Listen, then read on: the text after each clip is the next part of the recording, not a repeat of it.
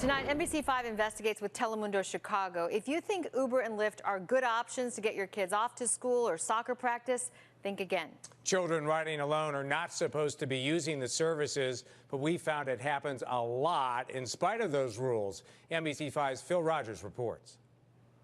In less than a decade, ride-sharing companies have exploded in popularity, but they've also been the subject of high-profile criminal allegations across America, scenarios no one, especially children, should ever face. What you may not know is that Uber and Lyft, in their own policies, prohibit hauling children, anyone under the age of 18 unless accompanied by an adult. But we've found those rules are routinely violated by both riders and drivers. Are you guys 18 years old? No. That's NBC5 Investigates producer Courtney Copenhagen, who signed up to drive for Uber and found that Chicagoland kids not only routinely requested rides. We're not even aware. That's never been a problem. Do you take Uber often? Yeah. They told her they were regular ride-sharing users. I take Ubers home like every day. Do you take Uber a lot? Yeah, I have. Time and again, we watched as underage riders hailed another Uber after Courtney told them no.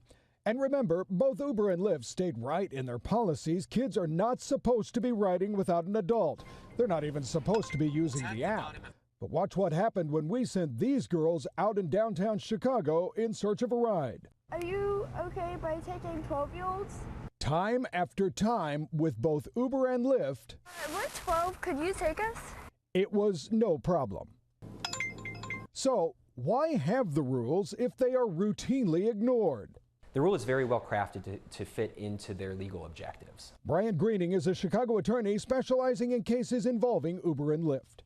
What they want to do is they want to make sure that there is not some sort of law passed against the use of their app involving stricter background checks, involving fingerprints, and by making the application only available to adults, they can get around some of those requirements. He's right that rideshare companies do their own background checks using third-party services which primarily look at convictions over the last 7 years, while the city of Chicago has long required cab drivers to undergo more rigorous fingerprint background checks.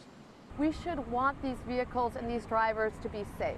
Tracy Abman is with the taxi union, which has always maintained rideshares enjoy laxer rules. In response, the city recently announced they were removing the fingerprint requirement for cabbies instead of requiring it for rideshare drivers. She argues that's a mistake. What the city's saying, we want to level the playing field. Yes, let's level the playing field, but let's raise standards, not lower them. Lawmakers are treating Uber and Lyft differently than other transportation companies. They're saying these are tech companies. Well, they're not.